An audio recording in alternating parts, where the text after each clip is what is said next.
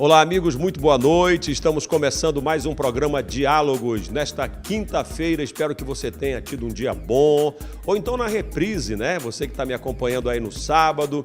Sempre que a gente chega com um programa novo, um programa inédito, é muito legal trazer informação para você neste mundo onde você vale pelas informações que você tem, não é pelo dinheiro que você tem, pela boa aparência. É claro que é legal o cara ser bonito, assim, ter essa pinta, né? Mas é bom também você ter conhecimento e poder compartilhar com as pessoas. Isso é muito legal. Mesmo que o mundo seja egoísta, egocêntrico, violento, você tem que ser uma pessoa que vai compartilhar as coisas, viver a solidariedade e também promover a paz. Tem muita gente que fala, eu quero paz, mas não promove a paz, não busca a paz dentro do coração, não leva a paz para as pessoas, vive num ambiente de guerra, isso é ruim. Bem, eu vou ter, com certeza, hoje a honra de conversar com uma pessoa que eu conheci há pouco tempo. Ela é filha de uma funcionária nossa aqui da Assembleia, mas eu gostei dela não só porque ela é bonita, mas porque ela é competente, é simpática e ela é psicóloga. Eu sempre que trago uma psicóloga, um psicólogo aqui ao nosso programa, eu aprendo muito, porque eu já precisei do trabalho, do serviço de psicólogo. Vocês sabem que eu já tive um problema na minha vida, já tive síndrome do pânico, então eu respeito muito os psicólogos, psiquiatras, e hoje eu vou conversar com a Rebeca De Witt. Ela está aqui conosco, tudo bem? Tudo bem. Seja bem-vinda. Obrigada. Boa noite. Boa noite. Primeiro, perguntar assim, uma coisa bem pessoal, o que te levou a escolher a psicologia, fazer esse curso, que é um curso concorrido? Tudo bem que as pessoas, às vezes, vão pelo curso, o mercado de trabalho e tal, mas o que fez com que você se apaixonasse pela psicologia? O ser humano ele sempre me intrigou. Eu sempre tive vontade de entender o porquê das coisas, por que as pessoas tomavam determinadas iniciativas ou caminhos que eram diferentes do meu. Então, isso aí sempre foi uma coisa que eu queria entender, o que motivava aquelas pessoas a agirem daquela forma. Além disso, eu acho que no período da adolescência, que é mais ou menos onde a gente também está escolhendo a profissão, eu sentia vontade de ter alguém com quem eu pudesse falar, com quem eu pudesse colocar mesmo os meus conflitos sem um julgamento, né? Porque um amigo, na adolescência você conta, mas ele também está vivenciando os conflitos dele, então ele também... Não tem maturidade, não tem experiência, ele vai às vezes julgar. não está nem aí para você. Então, assim, esse período da adolescência é um período normal, né? Que a gente tem, assim, 1000 coisas borbulhando na cabeça. Então, eu pensava assim, poxa, eu queria ter recursos, já que eu não tenho isso, já que eu não tenho com quem compartilhar, eu quero, quando eu estiver numa outra fase da minha vida, na fase adulta, eu quero poder ter esses recursos, né, me munir desses recursos para que eu possa ouvir as pessoas, para que eu possa auxiliar as pessoas, porque às vezes não é nem assim um problema seríssimo, é uma coisa assim... que é um problema mais de ter alguém para ouvir. Hoje, dentro de casa, as pessoas não conversam mais. Não conversam. As pessoas não têm o hábito de ouvir. Eu tenho, morando comigo, 3, 4 filhos, e em idades diferentes, e às vezes eu puxo o assunto, eu quero conversar, mas eu vejo que eles preferem estar ali ao celular, interagindo com um amigo da mesma faixa etária do que conversar. Então, essa coisa de ouvir, de dar atenção, é legal. E bacana que você sentiu a necessidade de ter alguém para te ouvir, para te ajudar, e resolveu optar por essa profissão para depois ouvir as pessoas. Porque o psicólogo, ele ouve muito, né? Porque o que acontece? Se for para eu ficar falando, eu vou falar para um amigo. É diferente. O psicólogo ele tem recursos, ele estudou para que ele possa te ouvir e te auxiliar, para que você mesmo encontre dentro de você. Às vezes a gente não encontra, a gente tem a ferramenta dentro da gente para superar determinado conflito ou alguma coisa que não esteja nos fazendo bem, mas a gente não sabe aonde é que a gente vai achar essa ferramenta, a gente não sabe muito bem como achar. Então, esse psicólogo ele vai fornecer para você isso, ele vai caminhar junto contigo para que você encontre dentro de você recursos para superar determinada situação. Então, as pessoas acham que só procura psicólogo quem está surtado, quem está enlouquecido. Não, às vezes você só quer ter alguém que te ouça sem te julgar, que não esteja no teu meio. Ou tu queres falar alguma coisa que tu não se sentes à vontade de falar para um familiar, por mais que ame, para um amigo. Você quer falar para alguém que seja neutro. Então, o psicólogo ele tem esse papel também. Você de casa que está chegando agora, nós estamos conversando com a psicóloga Rebeca De Vitti. E eu quero te fazer uma pergunta assim, muita gente ainda confunde o papel do psicólogo e do psiquiatra. Qual é a diferença básica entre os dois perfis? Tá. O psicólogo, ele faz na formação dele, ele estuda o comportamento humano, ele estuda técnicas e meios de trabalhar esses comportamentos, né? O psiquiatra, ele vai fazer medicina, ele faz primeiro a faculdade toda de medicina, ou seja, ele vai ter acesso a essa parte mais fisiológica, esse desenvolvimento mais biológico do ser humano, e depois ele faz uma especialização em psiquiatria, que aí sim ele vai estudar o comportamento humano. Sabia que muita gente, eu tenho certeza que muita gente não sabia essa diferença? Então, o psiquiatra, ele é médico. O psicólogo não é médico, ele é psicólogo. Ele é psicólogo.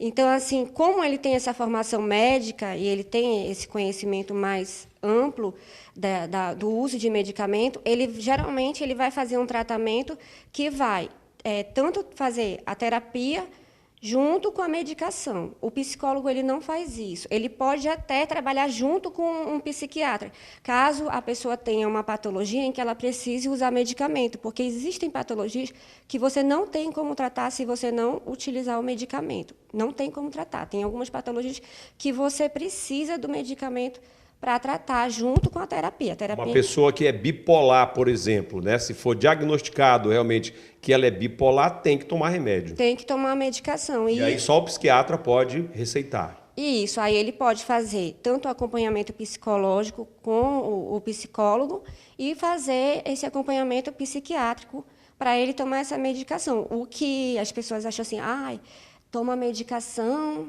Tem um preconceito. Eu não quero tomar medicação. Até as pessoas mesmo que precisam tomar essa medicação ficam, não quero tomar essa medicação. Mas a medicação ela vai atuar produzindo substâncias que eram para ser produzidas normalmente pelos neurotransmissores e ele vai equilibrar isso. Então, é bom que a pessoa tenha consciência de que aquela medicação não é uma coisa ruim para ela.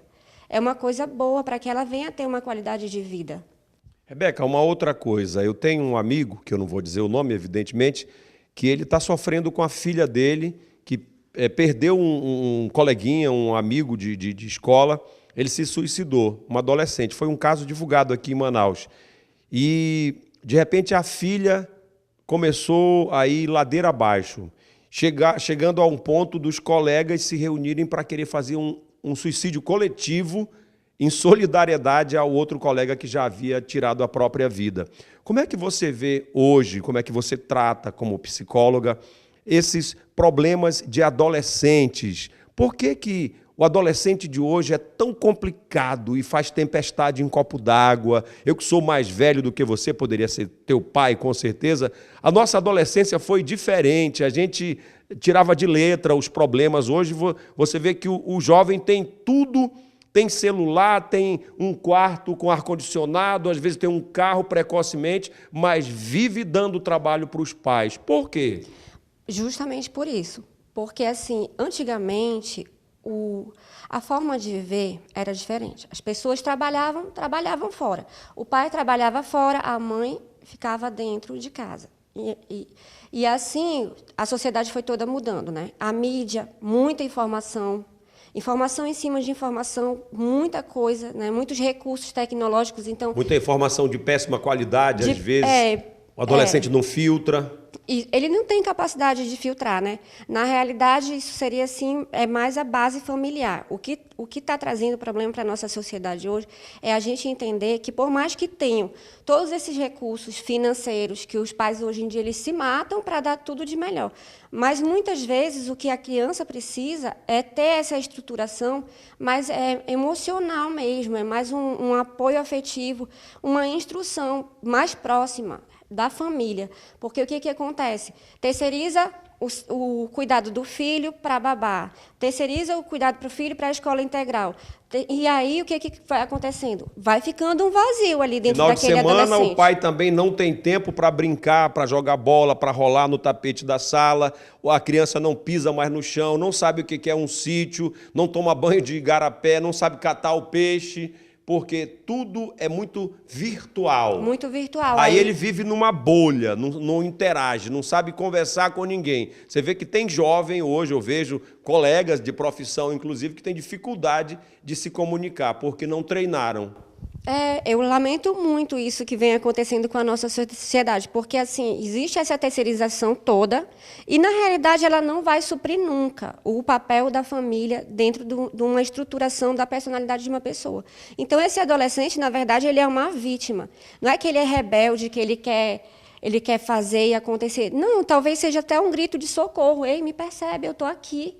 Eu não estou sabendo o que fazer da minha vida. Eu não tive esse preparo, né? Essa orientação. Essa base, eu não tive essa base. Eu estou aqui, eu vivi, eu ganhei o laptop que eu queria, eu ganhei o computador, eu ganhei todos esses recursos, mas eu não tenho a base, porque o ser humano ele nunca vai substituir a base. Aí a coisa complica mais quando uma menina, por exemplo, com 14, 15 anos, para acabar de completar, já tem a ausência do pai que se separou da mãe, a mãe que tem que trabalhar para botar dinheiro dentro de casa, para sustentar, a menina vai e engravida. Aí ela não terminou, não recebeu formação e bota no mundo uma outra criança, aí acontecem os desastres que nós estamos vendo aí. Mas sem querer aqui só falar de tragédia, e a solução? O que nós podemos fazer, nós mais adultos, você como psicóloga, por esses jovens, por esses adolescentes? Qual é a contribuição que você tem dado para a sociedade com a sua profissão de psicóloga? Então, a contribuição seria mesmo trabalhar a consciência dos pais, né? Primeiro de tudo, não existe como solucionar isso se os pais não tiverem consciência do papel deles. O papel do pai é muito, do pai e da mãe, quando eu digo pai e mãe, não necessariamente sejam os biológicos, mas as pessoas que vivem com aquela criança. Ele tem que entender que o contato mesmo, né, não é só dar as coisas, é o contato, é a vivência, é você oferecer para ele, porque quando você vive com uma criança, quando você interage com uma criança, você vai passando para ela valores. Você vai passando para ela os recursos que ela vai precisar para ela saber o que é certo e o que é errado. Então, quando chega num ponto desse, o pai tem que mudar. Não é assim, porque a gente às vezes fala assim, vai levar a criança para o psicólogo porque a criança está dando trabalho. A criança está dando trabalho por quê? A criança ela é um fruto de um ambiente. Então, a gente tem que ter consciência de que o adolescente ele só está manifestando ele está sendo só a reação de um sistema que não foi certo. Então, o ideal é que se trabalhe a consciência de quem tem uma família, da importância de introduzir naquela família os valores, levar para aquela criança o que é certo, o que é errado, o que é ser honesto, o que é bom, o que é ruim. Dar um bom testemunho, dar um bom exemplo, porque nós adultos... Principalmente um bom exemplo. Nós falamos muito, nós somos professores, catedráticos, mas nós somos péssimos no exemplo. Eu me lembro que uma coisa que me chocou, quando a minha filha caçula, que hoje tem 11 anos, ela tinha 3 anos de idade, estava estudando já, e aí me viu avançando um sinal. Eu estava atrasado e avancei o sinal vermelho. Ela deu um toque assim no meu ombro e disse, pai, vermelho é pare. Por que o senhor passou no sinal vermelho? Aquilo ali me chocou porque eu falava uma coisa, a gente fala muito bonito, mas o meu exemplo foi péssimo. Uhum. Verdade. Rebeca, uma outra coisa. Hoje a gente percebe muita gente doente, até falei no começo do programa, com síndrome do pânico, com depressão, com transtorno bipolar. O que fazer para mudar isso aí? Qual é a orientação que você dá, até do ponto de vista preventivo, para as pessoas que não estão doentes ainda, não caírem nessas doenças do século? Porque hoje tem milhões e milhões de pessoas sofrendo, gastando dinheiro, sendo infelizes com essas doenças dos tempos modernos que eu citei aqui.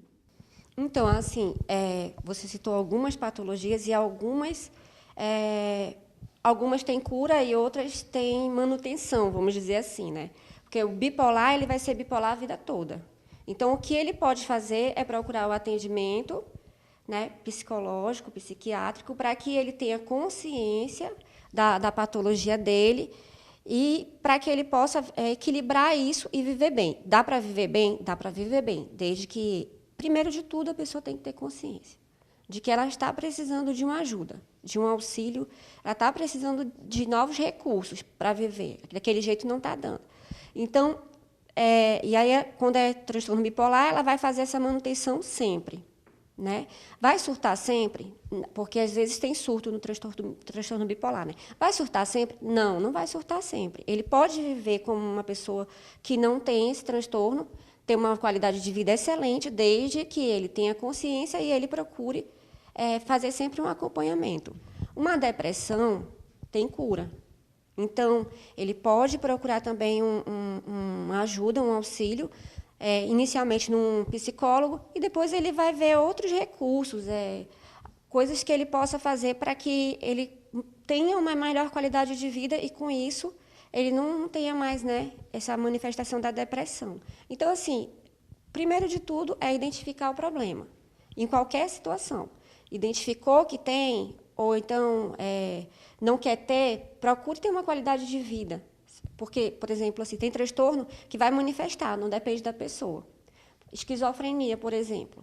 A pessoa ela tem uma personalidade esquizofrênica, mas ela nunca surtou. Ela nasce com aquilo, vem no DNA, é hereditário a esquizofrenia, porque um dia desses, eu estou perguntando porque eu não sei realmente. Um dia desses, um amigo meu veio pedir ajuda para um neto dele de 14 anos que havia surtado e que lá no Eduardo Ribeiro disseram que ele era esquizofrênico. Já pensou uma criança, praticamente uma adolescente com 14 anos? Porque, assim, a esquizofrenia, muitas vezes, ela se manifesta na adolescência. Hereditário, assim, eu nasci com esquizofrenia porque o meu avô tem esquizofrenia. Não é assim. O meu avô teve esquizofrenia e eu vou ter esquizofrenia. Não é assim. Mas, se tem um histórico na minha família de pessoas que já tiveram esquizofrenia, pode ser que eu venha a apresentar. Não é uma regra, como a regra genética dos olhos. Meus avós têm olhos azuis, por isso nasci com olhos azuis. Não, não é assim. Não é uma regra. Mas é provável que, se você tem no histórico da sua família alguém que tem esses transtornos, você possa apresentar. Ainda há pouco a Rebeca falava na qualidade de vida. E aí eu te pergunto, com um pouco de experiência aqui do alto dos meus 52 anos bem vividos, você tem feito atividade física? Você tem dado pelo menos uma caminhada, fazendo uns alongamentos antes? Quanto tempo faz que você não nada, não vai a um rio, a um igarapé, mesmo na piscina do seu condomínio? Tem gente que mora em condomínio, tem piscina, mas não vai. E aí, a questão da conversa, do diálogo, buscar os amigos, conversar com a esposa, conversar com o marido, conversar, papear, namorar, por exemplo. Tem gente que casa e pensa que namoro era só para jovem. Eu namoro com a minha esposa, que tem 41 anos. Eu fujo lá de casa para ir ao cinema, para ir tomar um tacacá, dar manutenção à sua qualidade de vida. Por isso que muita gente está pirando, está endoidando, porque não faz essas coisas, não caminha, não vai para uma academia, não pratica um esporte. Não é verdade? É importante que você encontre, né, na tua forma de viver, coisas com que você tenha prazer, né? Que te façam feliz. Isso, prazer. Então, assim, para uns, ir para uma piscina é um prazer, para outros não, mas aquele que não acha um prazer naquilo, ele vai achar um prazer num livro, ele vai achar um prazer num bom filme. Num bom filme. Então, assim, o importante é que a gente consiga sempre estar buscando equilibrar, né? Ninguém vive só para ter coisas obrigatórias. Tem gente que eu vejo muito, pessoas que vivem assim, trabalhando, como se aquilo ali fosse assim extremamente necessário. E a vida é aqui, a vida é hoje, a vida é toda hora. Então, às vezes, a pessoa diz assim, não, eu preciso, eu já ouvi também muitas pessoas falarem assim, não, eu vou casar quando eu tiver uma estabilidade financeira. Não vai casar nunca. Aí eu fico assim, E o que será que é uma estabilidade financeira para essa pessoa, né? Porque isso também é relativo. Aí a pessoa disse, não, mas eu preciso ter mais dinheiro. Aí a pessoa, você está vendo, a pessoa já tem bastante recurso. Não, mas eu preciso de mais. E a vida vai passando, e você não vai Você não vai vivendo. curtindo, não vai sendo feliz, né? É. Então nós tivemos o prazer de conversar hoje, eu tenho certeza que você aprendeu bastante, porque eu aprendi, que vocês gostaram. Vocês são um termômetro para mim também, meus amigos aqui da produção, os cinegrafistas. Esse programa ele é feito por pessoas muito competentes e profissionais. Deu uma falhada aqui, são as caminhadas, mano, é muita caminhada. Então eu tive o prazer de conversar com a Rebeca De Vitti, que atende pelo telefone 98812-2240. Pode se despedir, as suas considerações finais. Tá, eu vou me despedir, mas assim, eu queria falar que muitas vezes as pessoas acham que o atendimento clínico, ele é só para quem tem recurso. E eu queria, assim, eu acho que é importante falar que aqui na cidade de Manaus, a gente tem vários lugares em que esse atendimento ele está disponível para a comunidade. São os CAPs? Os CAPs, a igreja, aquela igreja do Largo Sebastião, a Igreja de São Sebastião, tem atendimento psicoterapêutico de graça. As universidades todas têm lugares onde você pode ter esse atendimento. Então, assim, eu gostaria de colocar isso, porque eu acho importante que a comunidade, em geral, ela possa ter acesso a isso. Então, eu queria só aproveitar para falar isso. Pessoal, um grande abraço. Rebeca, obrigado, viu? Foi muito legal. Você, com o seu jeito, com o seu conhecimento, com a sua simplicidade, trouxe informações importantes para nós aqui. Eu agradeço a você que acompanhou mais um programa Diálogos. Eu gosto muito da sua companhia. Quando eu não posso apresentar o programa por algum motivo, tem que reprisar. Reprise não é legal, então bacana, é programa inédito. Toda semana aqui eu estou há quase 2 anos e sempre trazendo boas entrevistas para você. Quer falar comigo? Quer mandar uma mensagem? Quer interagir? Meu telefone, meu WhatsApp, 99112-6432 e o meu Facebook, Braz Silva 3. Tem também o Instagram, viu, o Renato? Coloca aí nos caracteres, é o Braz Silva Oficial. O Instagram também tem usado bastante aí. Um grande abraço, espero que você tenha gostado. Coloque em prática, tente colocar em prática as coisas que nós falamos aqui, porque o nosso interesse é fazer com que você tenha mais qualidade de vida, com que você viva bem e faça pessoas felizes. Grande abraço, por aqui se despede seu amigo Braz Silva, o comunicador da esperança. Tchau, Deus abençoe.